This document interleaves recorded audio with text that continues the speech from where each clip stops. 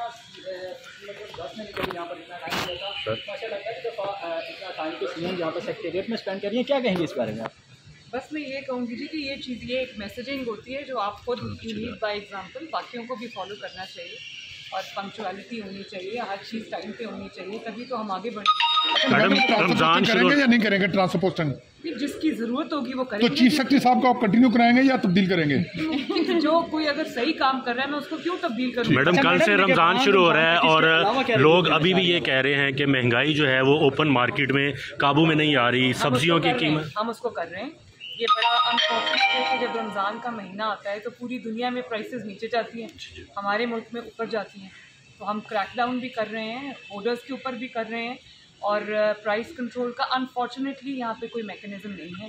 तो अभी जो है उससे हमें गुजारा करना पड़ेगा, नया डिपार्टमेंट रेज करना पड़ेगा ताकि वो सिस्टम का हिस्सा बन जाए। तो बहुत सीरियस गवर्नेंस के फ्लॉज हैं जो हमें पूरा करते टाइम लग जाएगा, लेकिन इसके ऊपर मैंने CS को कहा है कि वो रोज़ मीटिंग करे तमाम डिस्ट्रिक्ट्स के साथ। रेट लिस्ट की वायलेशन नहीं होनी चाहिए। बस हम ये लोग अब कर रहे हैं, क्रैकडाउन भी कर रहे हैं, जुर्माने भी कर रहे हैं, गिरफ्तारियां भी कर रहे हैं। तो आई होप कि थोड़ा अच्छा, सबसे बड़ा मसला जो गवर्नेंस में मैडम आता है, एक तो शाह खर्चियाँ होती हैं अफसरशाही की, और हुकूमती जो अमूर चलाए जाते हैं उसमें अखराजात बहुत ज़्यादा, उसको कंट्रोल करने के लिए आपने कोई हिदायत दी हैं? जो मुनासिब अखराजात हैं वो करने पड़ेंगे, करने चाहिए।